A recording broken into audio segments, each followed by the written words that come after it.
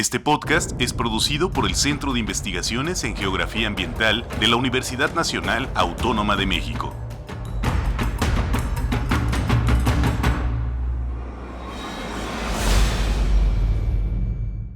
Hola, bienvenidos, bienvenidas, gracias por acompañarnos en una emisión más de su podcast Todo pasa en un lugar.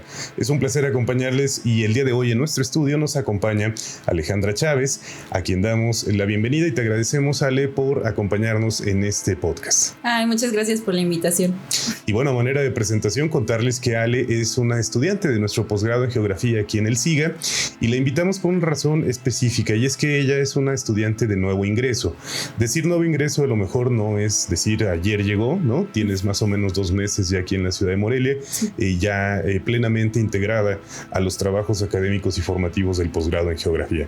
Entonces, en esa calidad es que quisimos platicar contigo, Ale, para que nos cuentes en esta perspectiva pues súper fresca, ¿no? De alguien recién llegado a un espacio académico como es el SIGA, y que nos puedas ir orientando sobre qué factores hicieron que eligieras este posgrado, cuál fue tu formación previa, tus intereses de investigación y demás. Y para ello, Ale, me gustaría ir un poco hacia el pasado, preguntarte cómo fue el momento de tu vida donde tomas estas decisiones de carrera.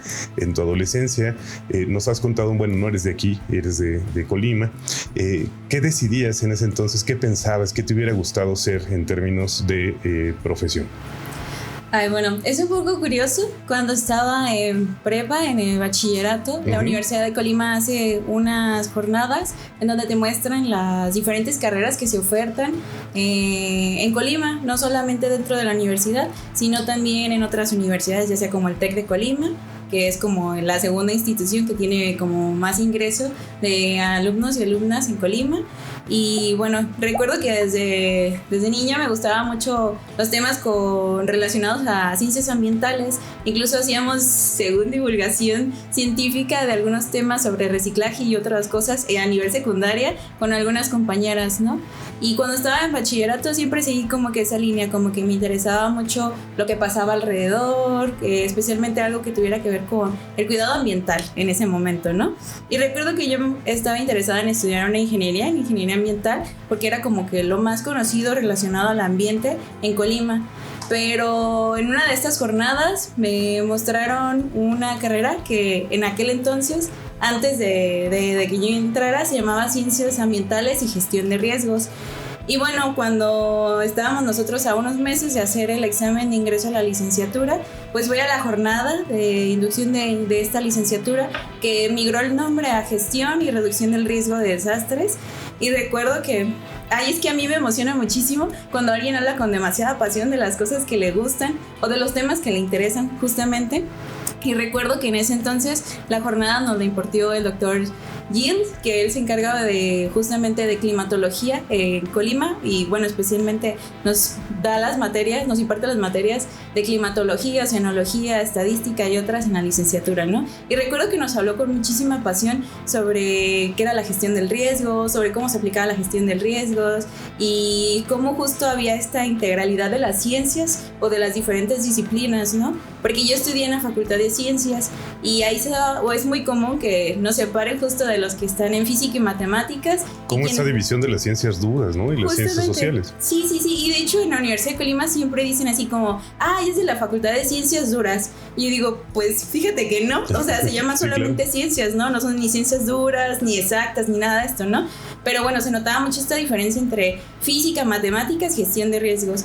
Y en esa jornada nos hablaba así como, pues de otras disciplinas que justamente se encargan de esas supuestas ciencias duras y cómo se integran a las ciencias sociales, ¿no? Como les solemos llamar. Entonces era qué impactos tiene, no sé, el estudio de los volcanes y la sociedad, ¿no? Y yo recuerdo que como nos lo hablaban con tanta pasión y cuando nos mostraron la tira de materias y todo esto, me encantó, ¿no? Y claro que me quedé porque hay una materia que llevamos que se llama vulcanología y pues la verdad es que en mi casa, su casa, al salir pues puedes observar los dos colosos gigantes, ¿no? De Colima, que es el Nevado de Colima y el volcán de Colima, ¿no? Entonces yo crecí desde niña, recuerdo que en mi casa tenían unos binoculares, entonces yo salía con los binoculares a la calle a ver los volcanes hacia lo lejos y veía detalles así como de que qué maravilla, ¿no? Y cuando vi esta materia dije así como, bueno, la verdad me dejé llevar mucho, me sesgué mucho por esa materia, pero dije, bueno, yo quiero tomarla, ¿no? Quiero cursar esto porque quiero saber qué es esto de la vulcanología y de la geología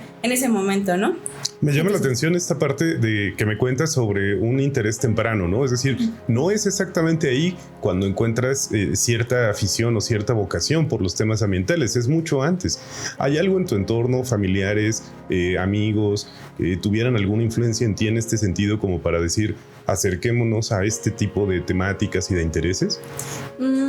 Pues, bueno, mi familia, especialmente mi madre y mi abuela, son nacidas aquí en Uruapan. Y ellas migraron hace muchísimos años a Colima. Y recuerdo que mi abuela siempre me hablaba de las flores que crecían en la sierra, ¿no? De Uruapan. Y ella me decía, es que la diversidad de colores ahí se da de manera impresionante, ¿no? Puedes observar a tu alrededor y siempre vas a encontrar cosas muy bellas.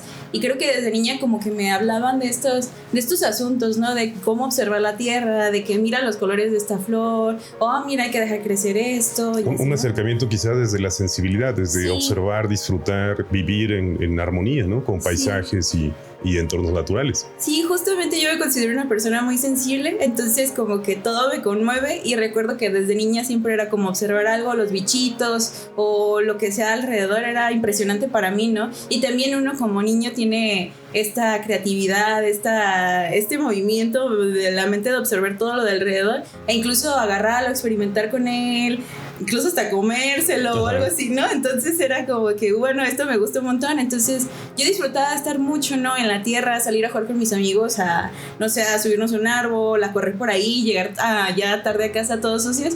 Entonces yo disfrutaba muchísimo esto, ¿no? Además de las pláticas de mi abuela, de mi padre nació en San Juan de Lima, entonces me hablaba también mucho de estos asuntos de cómo se vive la vida de pronto en lugares un poquito que en aquel entonces eran algo rurales y que la vida era lenta, ¿no? Era tranquila, era de sentarte en las tardes y escuchar el ruido de las copas de los árboles al moverse con el viento o solamente mirar a lo lejos y estar reflexionando, ¿no?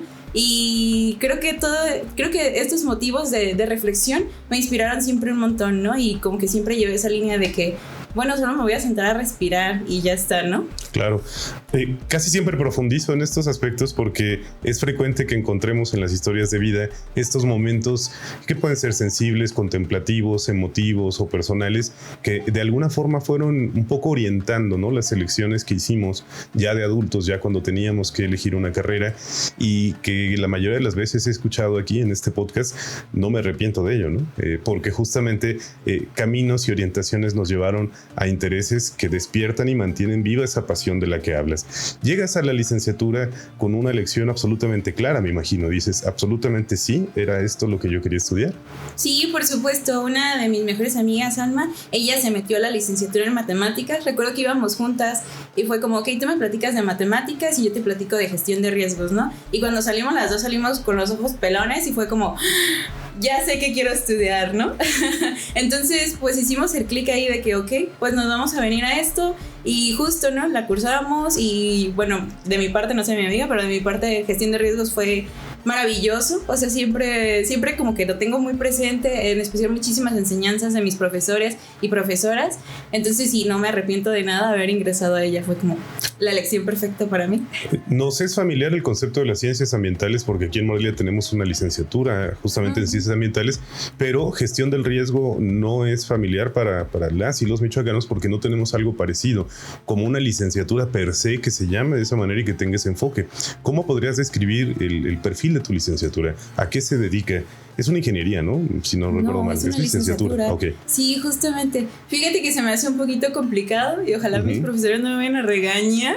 Sí, ya cuando te ve el rector de tu universidad y los directores de carrera, pues... ¿Por qué dijiste que eso es la gestión de riesgos, no? Pero bueno, es que... Bueno, la historia de la gestión de riesgo en Colima, pues llega, creo que se fundó en el 2007, entonces llega como... Colima en sí es como un mini laboratorio, ¿no? Tenemos, yo sé que aquí en Michoacán también tienen de todos los ecosistemas, pero Colima en una extensión territorial tan pequeña, también tenemos de todo, ¿no? Bosques, selva, volcanes, playas, ríos y un montón de estos factores naturales que pueden llegar a generar amenazas cuando justamente hay alguna sociedad viviendo cerca de ellos, ¿no? Entonces digamos que la gestión del riesgo estudia esta relación, ¿no? Entre sociedad y naturaleza, que también sé que se da en la geografía, justamente. Estudié cómo se da esta relación, pero su foco principal justamente es, bueno, tenemos una amenaza que puede ser de diferentes orígenes, que los dos grandes son natural o antropogénica, y tenemos además sociedades que pueden estar en situación vulnerable, ¿no? Entonces la conjunción de esto es lo que nos habla del riesgo, ¿no? Bueno, hay una formulita que todos decimos que riesgo es igual a amenaza más vulnerabilidad, ¿no? Entonces un desastre, que es gestión y reducción del riesgo de desastres, un desastre no se va a dar si no existe ninguna de estas dos partes, ¿no? O alguna de estas dos partes. Puede existir una amenaza, pero si no existe una sociedad, una comunidad, una población vulnerable, pues no va a pasar nada, no puede convertirse en un desastre, ¿no? Entonces no va a haber como ese potencial a que esta amenaza sea riesgosa, ¿no? Como está sucediendo justo en estos días que se publica este episodio, ¿no? Con las inundaciones en el sur de nuestro país, y que han sido pues tristemente muy devastadoras, tanto en costo de vidas humanas como en daños a la infraestructura y demás. Ahí se aplicaría tu fórmula, bueno, esta fórmula que, bueno, no es tuya, ¿no? Evidentemente tiene un origen más académico, pero finalmente podemos situarlo en este ejemplo reciente, y además de tantos que conocemos, tristemente México está sujeto a estas fuerzas de la naturaleza con mucha frecuencia, y si no se calcula adecuadamente este tipo de componentes, pues puede terminar en desastres. Sí, justamente yo creo que todas estas inundaciones que están ocurriendo en Veracruz y en otras partes de México son el reflejo, ¿no? De un mal desarrollo, que es justamente uno de los ataques que da la gestión del riesgo, ¿no? O sea, si la gestión del riesgo se hubiera aplicado adecuadamente, o si la gestión del riesgo se hubiera aplicado y se hubieran hecho los estudios previos a todo esto se puede evitar, ¿no? O sea, todos los desastres que han ocurrido en la historia han podido ser evitados, pero como la gestión del riesgo no tiene la suficiente fuerza todavía en México, es como, pues, ¿qué es eso, no? Váyanse a seguridad laboral o váyanse a seguridad ambiental, pero no, en realidad es un estudio más complejo, ¿no? Que puede justamente apoyar, abonar a que justo estos desastres como los que se están viviendo ahora, pues eviten, ¿no? Que ninguna sociedad, que ninguna población, ningún municipio, estado tenga que estar en el tercer piso de su casa viendo cómo todos sus bienes materiales desaparecen, ¿no? De acuerdo. Ese es el perfil de tu licenciatura. ¿Y cuál es su campo laboral? Es decir, cuando hablaban con sus profesores en el sentido de ustedes van a egresar y van a hacer esto, o podrían hacer esto u otro. Me parece que hay relaciones que son muy fáciles de adivinar. Por ejemplo, temas de protección civil, temas de agencias gubernamentales que se dedican a la atención de emergencias, pero debe haber otras muchas posibilidades también en el campo de la aplicación laboral, ¿no?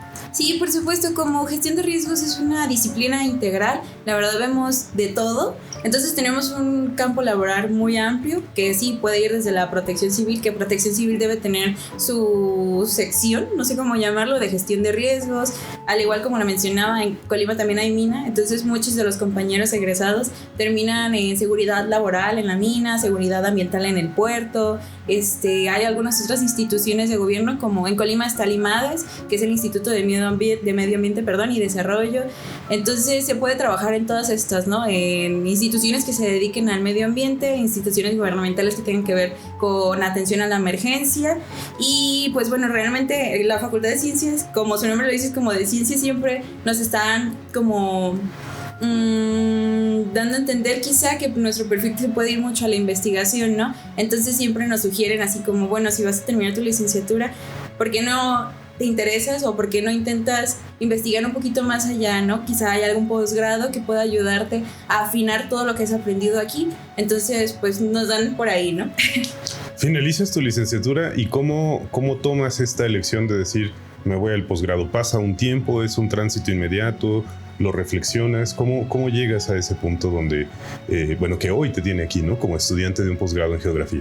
Sí, justo yo creo que como muchas otras personas, al egresar de una licenciatura un poquito larga, porque la mía dura 4 años y medio y todavía tomé un año para hacer mi tesis, para terminarla. Entonces yo recuerdo que era como de, estoy enfadada, ¿no? Y me llevé mi tesis con calma, yo ya no quería saber nada de los estudios, decidí trabajar en otra cosa, nada relacionada a la licenciatura, porque uno termina como saturado, ¿no? Claro. Sí, entonces yo recuerdo que también otros compañeros eran como de que ya estoy saturada, no quiero saber nada más de la escuela y tal, ¿no? Pero en esos días de calma uno se pone a reflexionar así como, me encanta, ¿no? O sea, me encanta tener como esta reflexión, de pronto tener como estas discusiones en una aula, o incluso, aunque no sea en una aula, tener unas discusiones con otros compañeros sobre diferentes temas, de lo que se da en el diario vivir y que normalmente no se suelen dar a conocer por redes sociales o por otras muchas cuestiones de la vida diaria, ¿no? Entonces, pues me tomo ese año de tranquilidad de estar terminando mi tesis, frustración por algunos métodos que me fallaron y que tuve que repetir y tal, ¿no? ¿Sobre qué fue tu tesis ahora que sale a mi tesis fue sobre análisis sísmico de explosiones vulcanianas del volcán de Colima y su implicación en la comunicación del riesgo. Okay. El último episodio eruptivo que tuvo en el volcán de Colima fuerte, fue en el 2015 y justo fue la temporalidad que elegí para hacer el análisis sísmico y era prácticamente una comparación, ¿no?, de cómo se veían los sismogramas con su manifestación física en el volcán y cómo esto se daba a conocer a la población, ¿no? Claro que en el 2015 las redes sociales todavía no tenían este boom como lo tienen ahora, entonces estaban un poquito más limitada a la forma en que se comunicaban, ¿no? Y que justo de ahí deriva de las decisiones de que haya decidido estudiar un posgrado, ¿no? Porque yo seguía viendo todavía ese vacío, ¿no? De que en Colima ha tenido un avance, digamos, en esto de la comunicación del riesgo, pero aún hay muchísimos vacíos que se deben atender, ¿no? Y siento que gestión de riesgos, al ser tan amplio, sentía yo, para mí, porque seguramente para otros compañeros es diferente, pero para mí sentía que debía explorarlo desde otra arista que me permitiera tal vez hacerlo un poquito más específico para poder atender estos asuntos un poquito más grandes como lo es la comunicación en el estado, ¿no? Y por eso empecé a explorar un poquito sobre el posgrado en geografía.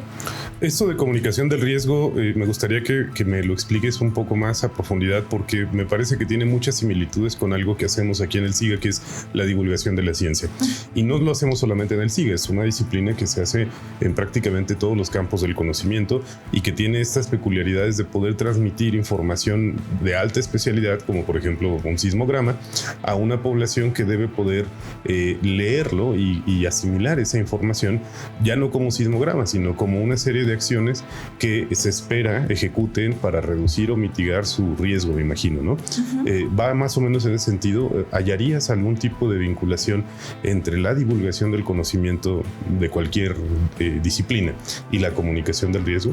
Sí, por supuesto, van completamente de la mano, ¿no? Porque nosotros lo llamamos comunicación del riesgo, tal vez así muy ampliamente, porque nos estamos dirigiendo justamente a estos aspectos de la gestión del riesgo, que es como las amenazas, que es identificar las amenazas, conceptos de vulnerabilidad, susceptibilidad y otros parámetros que pueden ser parte de la gestión del riesgo, ¿no?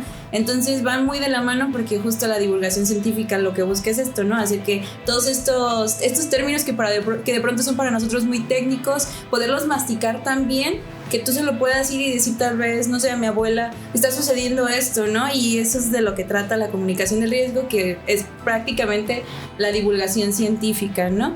Y bueno, insisto en que lo llamamos comunicación del riesgo porque justamente está dirigido a estas aristas de lo que es la gestión del riesgo, pero es básicamente lo mismo. Sí, porque además tiene que traducirse en acciones, ¿no? Porque no basta decir el río tiene riesgo de desbordarse. Eso se tiene que traducir en una comunicación tan efectiva que las personas sepamos qué hacer cuando llegue ese aviso.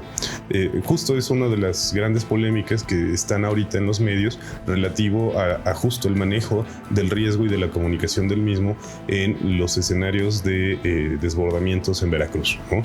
Porque una cosa es poder advertir con tiempo de la existencia de un fenómeno climático, por ejemplo, y otra muy diferente, que la ciudadanía sepa cómo actuar, dónde están los albergues, cuál es el momento correcto para evacuar, qué tipo de insumos debes llevar contigo, vaya, hasta qué debería contener una mochila de emergencia. Es parte de la comunicación de riesgo. No lo sabemos, y no lo sabemos porque muy probablemente no se nos ha comunicado o de forma efectiva o de ninguna forma.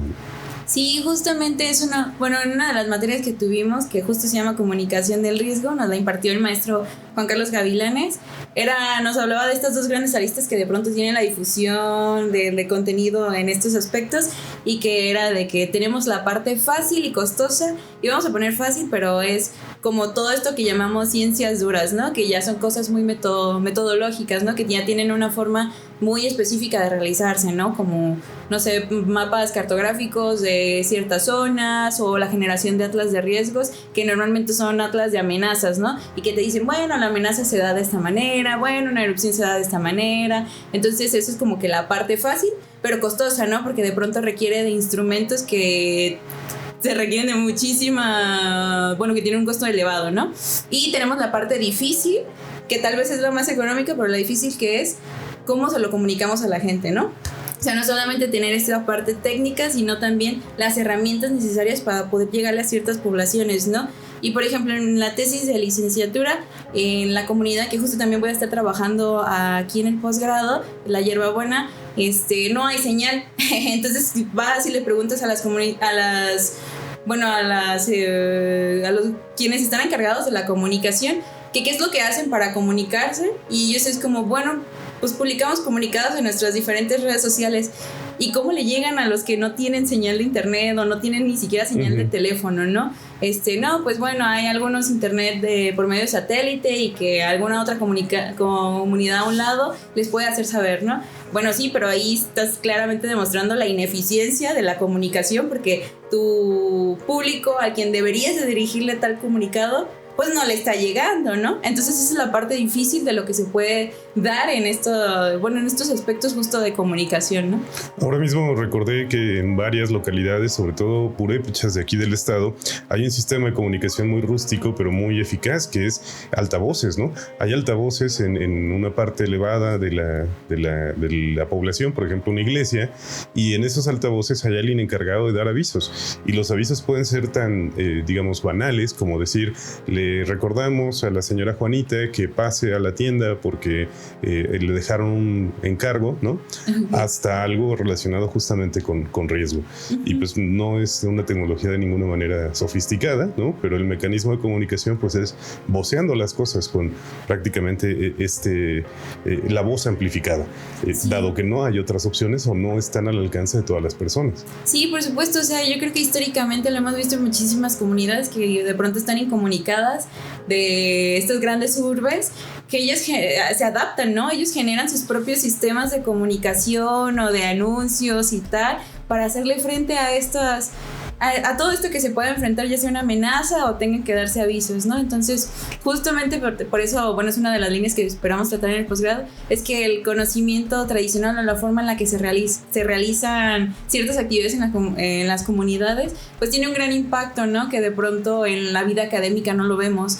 Es como, bueno, debe hacerse así, así y así, y de pronto siempre seguimos un caminito, pero de pronto llegas a la comunidad y ya ves que ellos tienen un sistema que, como dices, tal vez no es lo más sofisticado o como nosotros lo llamaremos sofisticado, pero en realidad es un sistema muy bueno y que les funciona a ellos y que está totalmente situado a las características de su comunidad, ¿no? Y a su realidad, ¿no? Porque digo, uno pensaría Starlink, por supuesto, le pones internet satelital a la comunidad, pero eso implica, además de la inversión económica y tecnológica, la capacitación para poder sacarle provecho y beneficio a esas tecnologías. No es únicamente poner el medio, sino además situarlo de forma que tenga la utilidad que se espera.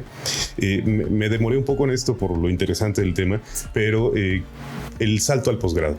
Dices, aquí encuentro ya una motivación para continuar estudios de posgrado. ¿Cuál fue específicamente? Pues justo estos vacíos que me interesaban y que pude identificar mientras hacía mi tesis, ¿no? Uh-huh. Y bueno, algo curioso es que cuando yo presenté mi tesis, ese mismo día me inscribí al posgrado. O sea, terminé mi presentación de tesis, fuimos a comer, llegué a mi casa y me tengo que inscribir al posgrado, ¿no? Eso significa que ya lo tenías en mente, es decir, ya habías analizado una gama de opciones que pudieran hacerte sentido para continuar, ¿no? Sí, porque justo pues en las semanas previas a la presentación y a que se abriera la inscripción al posgrado, pues yo ya había estado leyendo al respecto y yo decía, bueno, es que me gusta lo que estoy haciendo en la tesis, pero siento que me falta algo. O sea, uno siempre encuentra vacíos, tal vez emocionales, incluso, que decimos, tengo que llenarlo de esta manera, ¿no? Y bueno, tal vez no es emocional, pero sí de interés, ¿no? Entonces yo empecé a notar como que mi tesis me gustaba, pero que no estaba cubriendo todo lo que yo quería cubrir Entonces empecé a investigar un poquito más, ¿no? Y bueno, yo tuve profesores y profesoras muy buenas en la licenciatura y la verdad que me inspiraron siempre un montón. Uno de ellos es geógrafo justo de aquí de la UNAM de Ciudad de México y yo veía cómo abordaba de pronto algunas materias que a mí me encantaban, me gustaban un montón y yo decía, bueno, es que la manera en la que él nos las está pues impartiendo, justo viene de estos aprendizajes que él tuvo previamente y que son diferentes perspectivas y tal, ¿no? Entonces dije, bueno, vamos a leer un poquito sobre el posgrado en geografía en la UNAM, ¿no? Entonces fue cuando me puse a investigar, estuve viendo tiras de materias de las áreas de geografía de Ciudad de México y la de aquí, y dije, Dios mío, creo que quiero la de manejo integrado del paisaje, ¿no? Y entonces lo estuve reflexionando algunos meses y tal. Entonces dije, bueno, sí, creo que la que más se adapta o la que siento yo que puedo hacerlo un poquito más flexible a estos intereses que todavía quiero llenar y que siento que me faltaron abordar en mi licenciatura, pues es la de manejo integrado del paisaje, ¿no? Y por eso fue como dije, bueno, no voy a perder un minuto más, presenté y en cuanto presenté dije, ¡guau! Denme mi acta de examen porque me tengo que ir a inscribir, ¿no? Entonces así fue.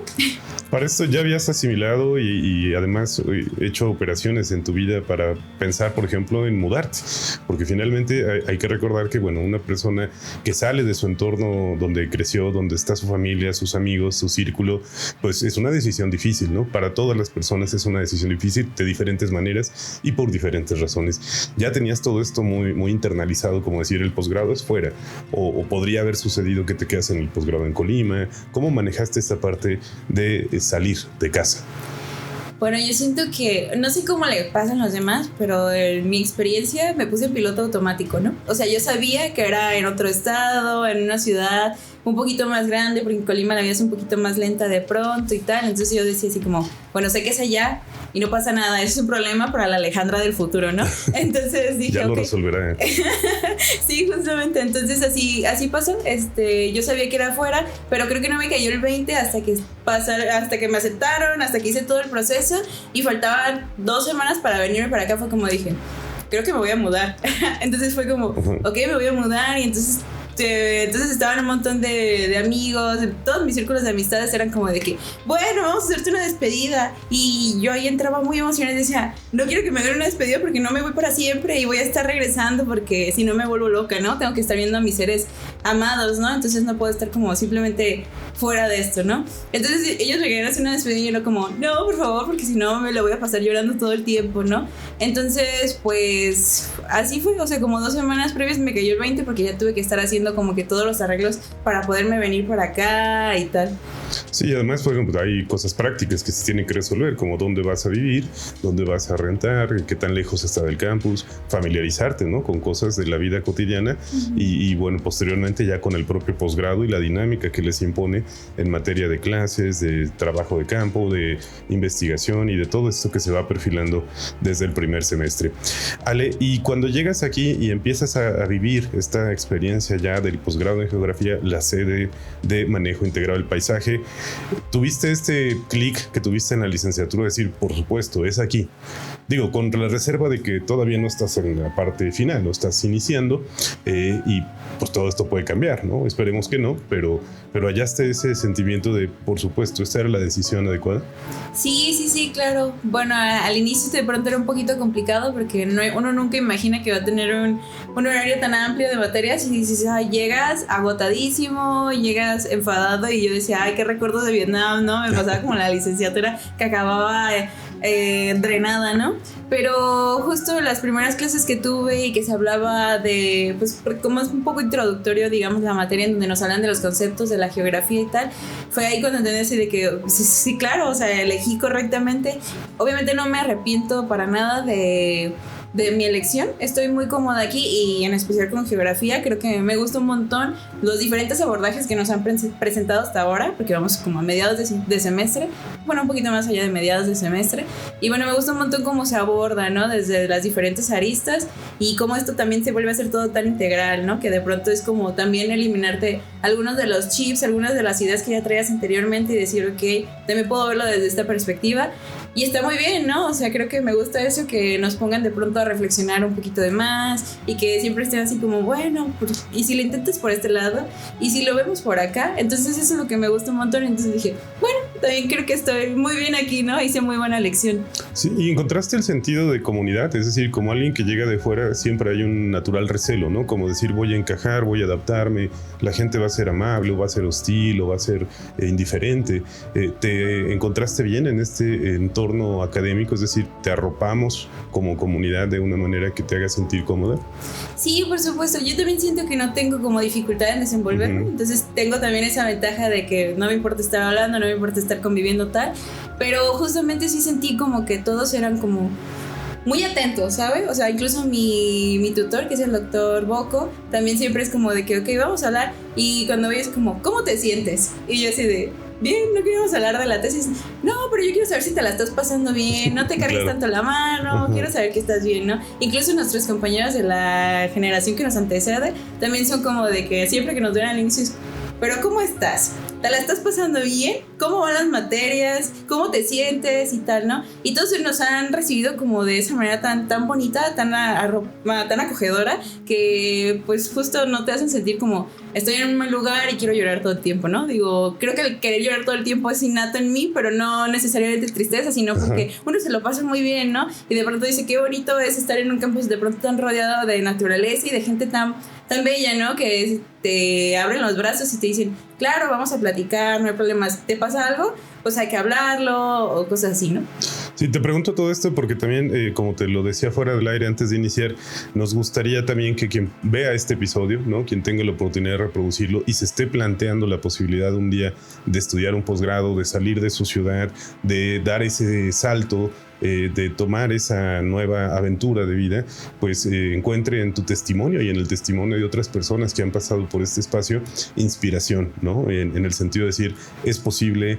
No es un proceso que seguramente tendrá sus partes traumáticas, pero no es absolutamente traumático, ¿no? Y es algo que además te llena y te abre panoramas de maneras distintas a las que hubieras tenido en otras elecciones, sin que eso signifique que una elección sea mejor que otra, ¿no? Son vidas y decisiones que se toman a título personal.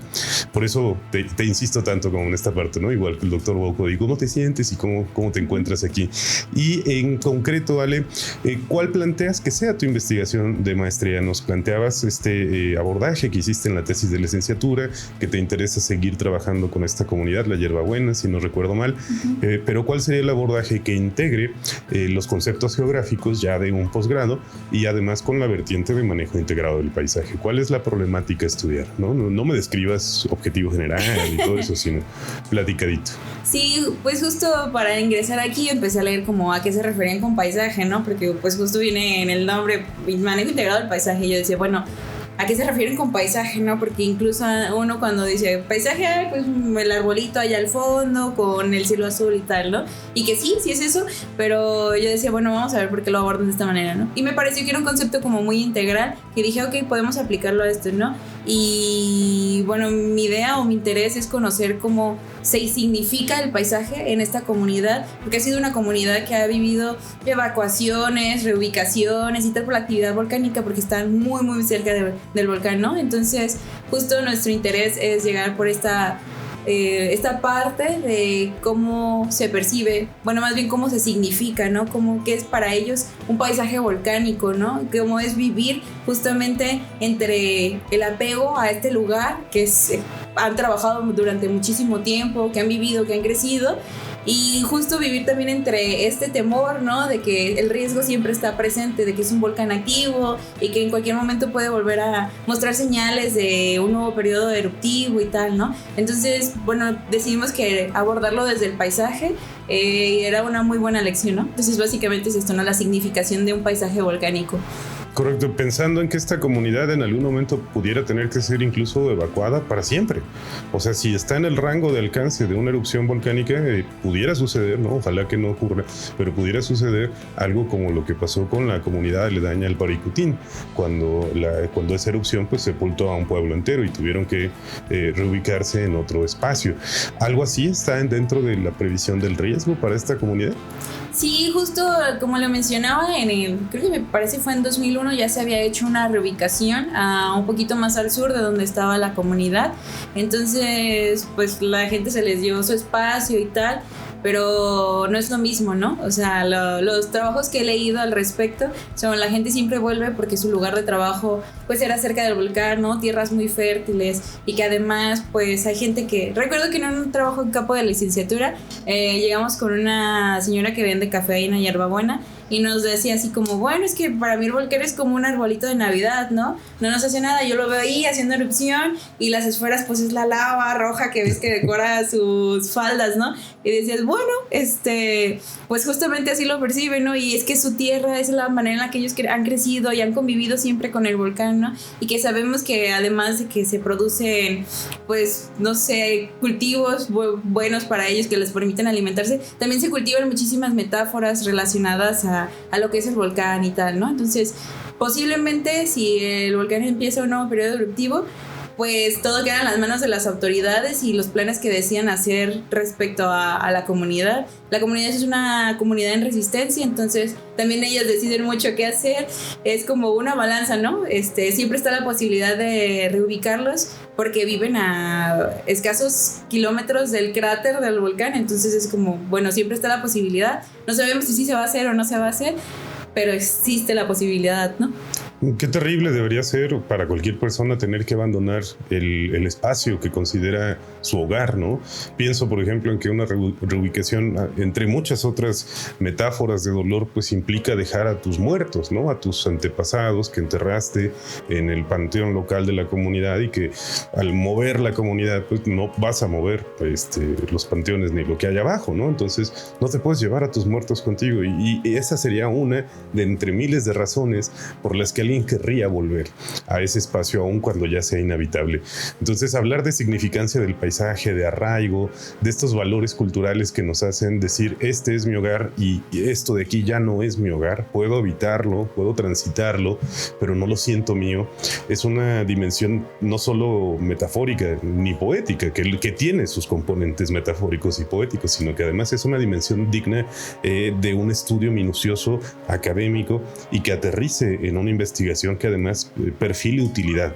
Si yo te preguntara el día de hoy, Ale, ¿qué utilidad tendría que tú hagas esta investigación para los habitantes de la Hierbabuena? ¿Qué me responderías?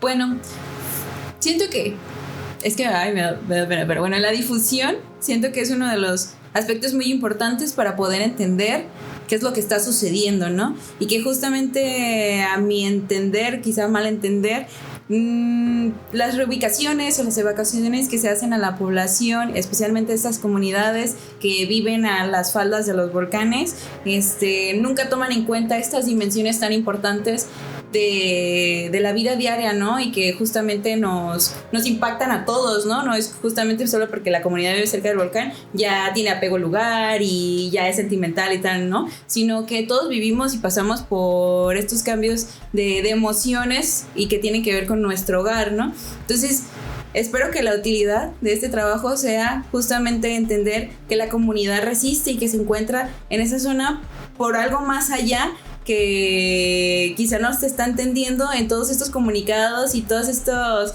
procesos de reubicación y evacuación que se dan en el estado o en la comunidad, ¿no? Espero que sea de ayuda para poder, no sé, alzar la voz de estas personas que dicen nosotros estamos resistiendo aquí por estas razones, ¿no? Y queremos mantener justamente lo que hemos llevado de generación en generación y tal, ¿no? Bueno, también es algo que vamos a descubrir en campo, porque todavía no empiezo en campo, pero ojalá que pueda ser en un aporte de esto, ¿no? De darle, de subirle tal vez ese volumen a una voz de una comunidad que ya se está resistiendo. Pienso periodísticamente hablando que hay muchos momentos, ejemplos y casos donde pareciera que incluso podemos llegar a decir irresponsables. No se quieren mover, ¿no? Están en riesgo, pero no se quieren mover. Se les pide que abandonen sus hogares y no lo quieren hacer. Y el discurso social pudiera parecer insensible en este sentido, decir, oye, está una amenaza incipiente frente a tu vida, frente a tus bienes, frente al espacio, y no quieres dejar un lugar. Y pareciera una necedad hasta que levantas justo esta tapa conceptual y empiezas a explorar los porqués los lugares son importantes para las personas. Creo que allí hay una cosa maravillosa que seguramente te vas a encontrar en tu investigación y que ojalá nos compartas aquí en un par de años, que ya tengas, digamos, estos resultados, estos avances, la escritura de tu tesis, porque nos encantaría saber justo cuáles fueron tus hallazgos, tus resultados, y la utilidad, pues bueno, creo que ni siquiera se tiene que explicar, ¿no? O sea, le estás dando voz a una comunidad que tiene sus razones, pero que probablemente no han sido bien entendidas o siquiera escuchadas. Qué maravilla por este trabajo y abordaje, Ale. Y bueno, preguntarte también, ¿qué esperarías que suceda contigo profesionalmente, académicamente, una vez que finalice el posgrado? Creo que a lo mejor es temprano en el momento de vida de decir, oye, espérame, estoy llegando a la maestría, ya me quieres mandar al doctorado, pero te comentaron o te insertaron también esta noción en tu facultad de, oye, la investigación es un camino, la academia es un camino, también está la opción de trabajar en el sector privado, gubernamental, poner incluso, no sé, en un perfil como el tuyo, una consultoría de riesgo. No lo sé. ¿Cómo te visualizas hacia el futuro en términos personales y profesionales? Ay, yo creo que también eso se lo voy a dejar a la Alejandra del futuro. Pero no, justamente estoy todavía en este limbo en el que digo, bueno, me gusta, ¿no? La investigación. No sé, no estoy muy segura si realmente quiero formar parte de la academia. Pero si tengo el privilegio quizá o incluso la apertura de hacerlo, por supuesto seguiría este camino de la investigación, incluso en la academia, que claro, me encantaría que fuera un poquito más radical, ¿no? Que veo que aquí lo hacen mucho en el SIGA, que no solamente se trata de tenerlo en la academia, sino que esto también se aplica a la vida diaria de las personas, ¿no? Colaborar con quienes realmente están viviendo allá afuera de toda esta burbujita que de pronto puede ser la academia, ¿no?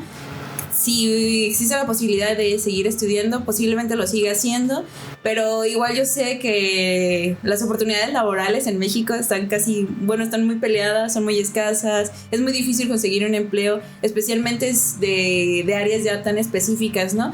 Pero si encontrara también un empleo relacionado a la geografía, quizá sí lo haría, también me iría por ese ámbito, ¿no? Entonces quizá estaría sigo la investigación, si se me presenta la oportunidad de un trabajo, posiblemente me voy a trabajar, pero si no pasa nada, voy a seguir con la investigación, ¿no? O un posgrado, un doctorado.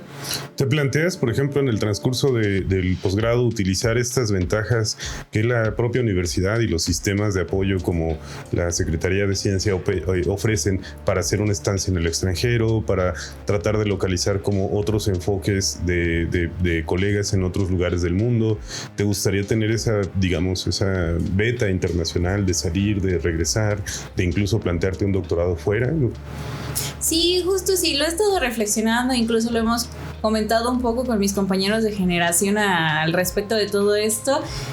Quizá también es algo que debo hablar con mi tutor, porque también debo ver recomendaciones a dónde más me puedo ir. Lo que sí hemos notado es que de pronto los estudios de paisajes volcánicos especialmente no hay casi, ¿no? Son muy escasos en un montón de lugares o se abordan desde otras aristas, así que sería muy interesante de pronto aprovechar esto que nos ofrece la universidad y la secretaría para poder hacer esas estancias, aunque sean cortas, en otros lugares, porque creo que es muy enriquecedor justo compartir como estas diferentes visiones que sean en otros lugares, ¿no?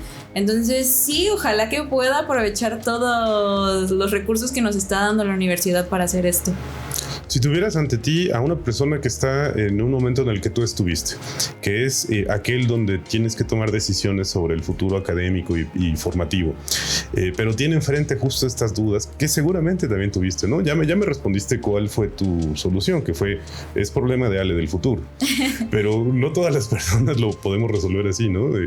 Habemos todos los tipos de perfiles. ¿Qué le dirías sobre esta experiencia de vida de mudarte, irte a estudiar a otro lugar, perseguir una apuesta que a lo mejor en ese momento no estaba absolutamente clara, pero te hacía vibrar a nivel de convicción, de emociones, de pasión, una especie de, ¿cómo decirlo?, una sensación, ¿no? Lo que le llaman el feeling, ¿no? Diríamos en términos anglosajones. Uh-huh. ¿Qué consejo podrías darle hoy que ya eres formal y plenamente una estudiante del posgrado y una parte de la comunidad de este centro? Bueno, algo que también es muy sonado es que te dicen, no, si tienes miedo, pues haz las cosas con miedo, ¿no? Y justamente creo que también es un pensamiento que siempre tengo conmigo, en que, ok, sé que existe incertidumbre, sé que tengo miedo, que me tiemblan las manos y que de pronto quiero llorar todo el tiempo por la angustia que traigo en el pecho, pero no importa porque yo sé, y siempre ha sido así en la vida, lo hemos notado un montón, que las experiencias por las que pasas siempre te dejan un aprendizaje, ¿no? Siempre te llevas algo de ellas. A lo mejor para algunos no es tan placentero, para otros sí, pero yo creo que elegir un posgrado justamente es algo que deben animarse si realmente lo están considerando, ¿no? Aunque tengan miedo, aunque parezca que vas a cambiar toda tu vida y toda tu dinámica, pues hay que arriesgarnos, ¿no? Hay que llegar a ello, porque quizá cuando estés allá adentro te des cuenta de que justamente era lo que querías, ¿no? Que justamente todos esos miedos que sentías pues eran quizás hasta irracionales, ¿no? Y que te das cuenta que a la hora de materializarlos, que los puedes tocar, que lo estás viviendo, te das cuenta de que no eran para tanto, ¿no? Y que si entraste y no te gustó y no era lo que querías, pues tampoco es para tanto, porque pues puedes salirte y vamos a seguir buscando otras alternativas, ¿no? Y sé que quizás es un poco aspiracionista, o sé que quizás suena como muy superficial decirlo de esta manera, porque sé que la vida allá afuera es un poquito más compleja, pero al final de cuentas tenemos que hacer todo esto y vivir nuestra vida siempre a pesar de que tengamos un miedo, ¿no? Entonces, atrevernos a llegar a dar ese paso, la verdad yo siento que es como muy admirable, porque no todos se atreven a darlo, ¿no? Entonces, si te atreves a dar el paso, pues aprovéchalo y gózalo, o trata de sacarle lo mejor que puedas, porque a oportunidades se te van a presentar muy seguido, ¿no? Entonces, pues hay que hacerlas con todo y miedo. Sí, entiendo este recelo de decir, bueno, no es un discurso de echaleganismo, ¿no? Porque claramente no todas las personas tienen las facilidades que querrían o que les serían las idóneas para poder estudiar. Sin embargo, ahora que lo tocas, te pregunto, ¿ha sido fácil para ti manejarlo, considerando que es una universidad pública, considerando que aplicas a la beca de la Secretaría de Ciencia, antes CONACYT, y que te imagino que te fue otorgada, no lo sé, y que de esto de alguna manera facilita también un desenvolvimiento de tipo económico y material que te permite estudiar dignamente? ¿Esto ha sido sencillo, difícil, suficiente? Cuéntanos sobre ello, también en aras de que nos escuchen del otro lado, ¿no? Pues sí, justo desde que lo estuve considerando, porque a pesar de que yo decía voy a entrar o a lo mejor no voy a entrar, como que yo dije, bueno, me voy a poner a ahorrar, y duré meses, ¿no?, ahorrando para poderme venir, a pesar de que todavía no tomaba la decisión por completo, ¿no? Y entonces, pues bueno, el proceso de aquí de la UNAM es larguísimo, ¿no? Entonces yo recuerdo que meses antes de que se abriera la convocatoria, yo ya estaba empezando a ahorrar por si me iba a un posgrado a algún otro lugar, ¿no? Que yo sé que también cuando tú ingresas al posgrado no te dan la beca luego, ¿no? Entonces sí, duré muchos meses trabajando, jornadas que no me gustaban, en trabajos que no me gustaban por completo, pero yo sabía que lo estaba haciendo con algo que a la Alejandra del futuro le iba a gustar, ¿no? Ajá. Entonces, pues sí, duré muchos meses trabajando. Recuerdo que a veces terminaba cansadísima y llorando así como de, ay, ¿por qué hago esto, no? ¿Por qué no me gasto solo mi dinero y ya? Pero era como, no, ok. Y justo, pues se lo agradezco a la Alejandra del pasado, porque pues estos ahorros que pude estar haciendo de estar trabajando meses es lo que me ha podido mantener estos meses que no hemos recibido la beca, ¿no? Y que espero esté próxima a llegar. Entonces, pues no, es un proceso difícil, ¿no? Pero también es importante que todos somos seres sociales, ¿no? Es importante que creemos estas redes de apoyo que van a estar ahí. A lo mejor no te apoyan monetariamente, pero van a estar ahí para darte ánimos, ¿no? Y yo creo que en Colima, la verdad, tengo una red de apoyo maravillosa. Toda la gente que amo allá me ha apoyado un montón, tanto en lo emocional como mis padres económicamente, cuando se me atoran algo, o que ellos me dicen, te pagamos el pasaje, vente a vernos a Colima, ¿no? Y me puedo ir un fin de semana a ver a mis padres a Colima, porque digo, wow, me hacen mucha falta sus abrazos, ¿no? Y decir así como, ay, ya qué bueno que estás en la casa, ¿no? Y escuchar a mi gato ronronear y tal, ¿no? Entonces, pues es un proceso difícil, sí lo es, pero creo que puedes tener mucha satisfacción durante el proceso, y ojalá que esta satisfacción se mantenga justo al final del posgrado, ¿no? Esperemos que así sea, estamos seguros que así va a ser, y no lo dejamos como una pregunta abierta. Te invitamos, Ale, a que nos visites nuevamente en este espacio en próximos meses, cuando traigas ya trabajo de campo, cuando ya tengas avance en tu investigación, y que nos cuentes justamente qué pasó con este enfoque que hoy nos platicaste y que está de forma, sólidamente planteado, pero está de alguna manera en su etapa inicial, ¿no? Nos encantará escucharte y recibirte en este espacio en ese momento. Se nos ha terminado el tiempo, tiempo, Ale. Muchísimas gracias por aceptar esta invitación. Un poco de contexto, prácticamente los amenacé en un pasillo a los estudiantes de nuevo ingreso. Les dije, uno de ustedes tiene que acompañarme en el podcast para contarme una historia de por qué eligieron estar aquí, de cómo se sienten, de cómo perciben este entorno y de qué expectativas tienen sobre él. Y parece que tu grupo pues te eligió unánimemente, ¿no? Porque dijeron, Ale. No significa que no invitaremos al resto de los compañeros y de las compañeras, pero me encanta que pudiéramos tener esta charla y que nos hayas compartido esta vivencia. Pues muchas gracias por el espacio. Yo también espero que mis compañeras y compañeros tengan la oportunidad de sentarse aquí a platicar, porque creo que también es una experiencia muy enriquecedora, ¿no? El sacar todo lo que traes en el pecho.